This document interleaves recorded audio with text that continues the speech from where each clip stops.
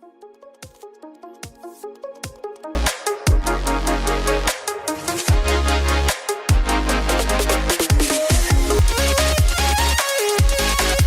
आज हम करेंगे परफेक्ट वर्ल्ड के न्यू एपिसोड को। तो वीडियो अच्छा लगे तो लाइक और सब्सक्राइब करें। शी हाओ आश्चर्यचकित था। यह और कौन हो सकता है? एक छोटी सी दुनिया जो हाल ही में बिखर गई थी, जिसे पीछे छोड़ना पड़ा। इसके अलावा शाही सिंहासन के ठीक सामने संभवतः मानव सम्राट द्वारा पीछे छोड़ दिया गया था। स्वर्गीय महल के बाहर कई राजा स्तर की हस्तियां चुपचाप खड़ी थीं। राइसों का एक समूह यहाँ था और उनमें से किसी ने कुछ नहीं कहा। वे शांति से नतीजे का इंतजार करते रहे। युद्ध राजा क्रोधित हो गया और बोला, शर्मनाक, मेरे पाषाण कबीले के देश को अपनी स्थापना के बाद से कभी इतना अपमान नहीं सहना पड़ा था। भव्य शाही महल एक प्रतिबंधित भूमि है, फिर भी बाहरी लोगों को बिना किसी के रोक टोक के प्रवेश की अनुमति थी। उन्होंने पहले भी कार्रवाई करने की कोशिश की थी, लेकिन तीनों संप्रदाय के विशेषज्ञों के सामने उनका कोई मुकाबला नहीं था। कई अन्य राजा भी चुप रहे। किसी ने भी अपनी स्थिति घोषित करने का साहस नहीं किया। अमर पर्वत, स्वर्ग सुधार संप्रदाय और पश्चिमी संप्रदाय के सामने वे सभी शक्तिहीन थे। ऐसा इसलिए था क्योंकि वे पहले से ही जानते थे कि ये विरासतें उच्च लोकों से संबंधित थीं।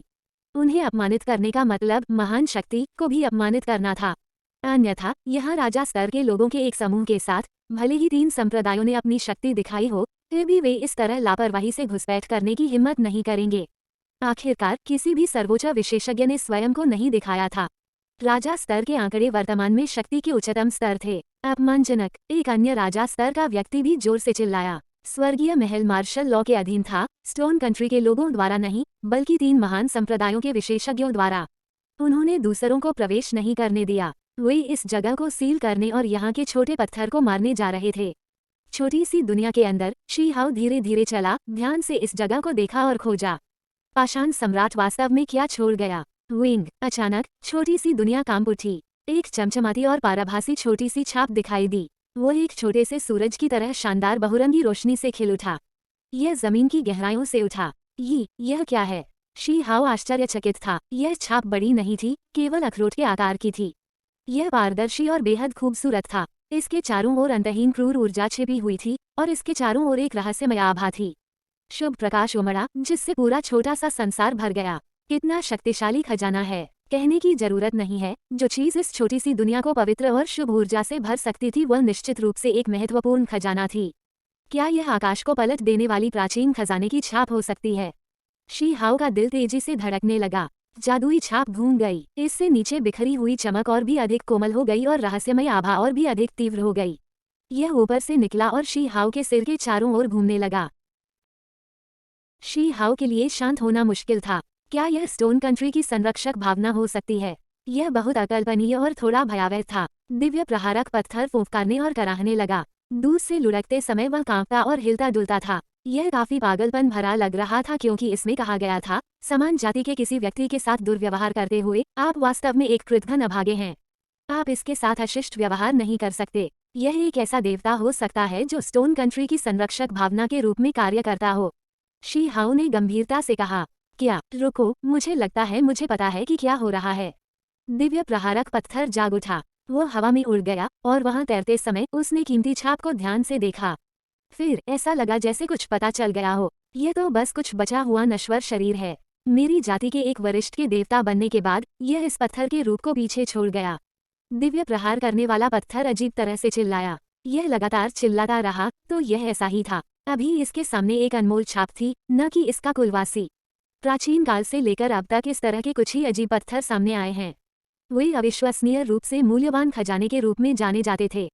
प्राचीन संतों और देवताओं ने उन्हें हथियारों में परिष्कृत किया। ऐसा एक भी व्यक्ति नहीं था जो इसे नहीं चाहता था, लेकिन यह कुछ ऐसा था जिसे वे केवल चाह सकते थे लेकिन पा नहीं सके। आपको कैसे मालूम? शी हाओ ने पूछा। हम दोनों एक ही जाति से हैं, तो मुझे कैसे पता नहीं चला? यह स्टोन कंट्री की पैतृक संरक्षक भावना होनी चाहिए। ऐसा ही हुआ। दिव्य प्रहारक पत्थर मन ही मन बुदबुदाया। फिर यह कहने से पहले बहुत देर तक घूरता रहा, वह पैतृक संरक्षक आत्मा संभवतः मर चुकी है।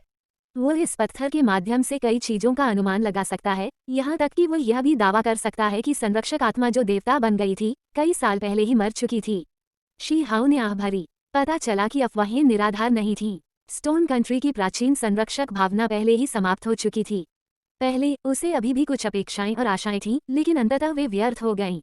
फिर कांस्य के टुकड़े में छोटा शिवालय अभी जाग गया। जब तक कोई स्वर्गीय खजाना था, वह तुरंत शी हाओ के साथ सौदा करने के लिए निकल पड़ता था।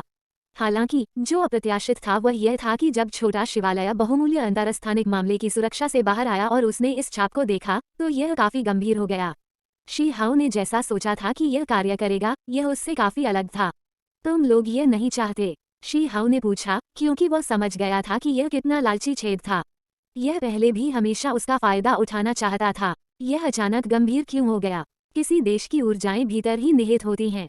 पूरे देश ने इसमें बलिदान दिया है और कर्म भी बहुत महान है। यह वस्तु सरल नहीं है। बोलते समय छोटे पगोडा ने आह भरी। शी हाओ आश्चर्यचकित था। उसने उस बहुमूल्य छाप को घूर कर देखा और फिर उसे अपने सिर के ऊपर से हटाने की कोशिश की। काफी देर तक इसका अध्ययन करने के बाद उनका हृदय बहुत द्रवित हुआ। यह स्टोन कंट्री की जेड सील थी, मानव सम्राट की छाप। क्या यह बाहर बिखरा हुआ था? ऐसा लग रहा था जैसे वह नकली था। यह असली राष्ट्रीय खजाना था।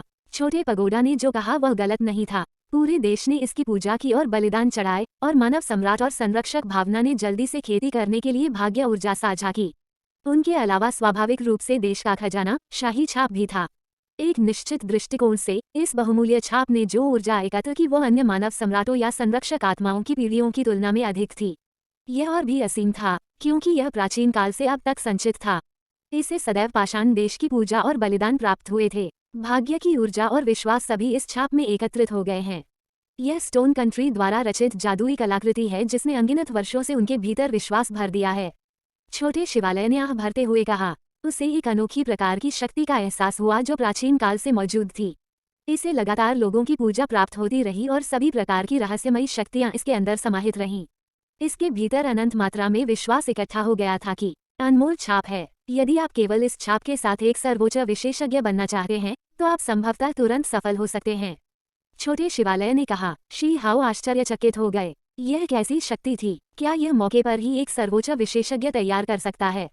वह बहुमूल्य छाप स्वर्ग को चुनौती देने वाली थी। आप अपने लिए देख सकते हैं। इस बहुमूल्य छाप की ओर अभी भी रहस्यमय शक्ति के अंश एकत्र हो रहे हैं।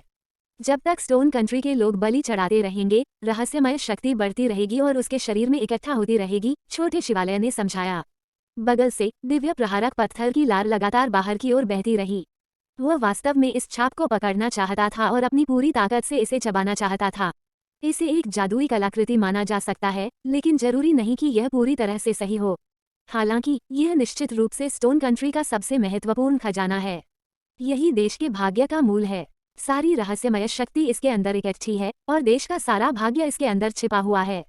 छोटे शिवालय ने कहा। यह मूल रूप से शीत निद्रा में था, लेकिन चौंककर जागने के बाद इसने यह अजीब छाप देखी और कुछ बातें कहने से खुद को नहीं रोक सका। ऐसा लग रहा था कि उसे इसकी काफी परवाह है। संरक्षक भावना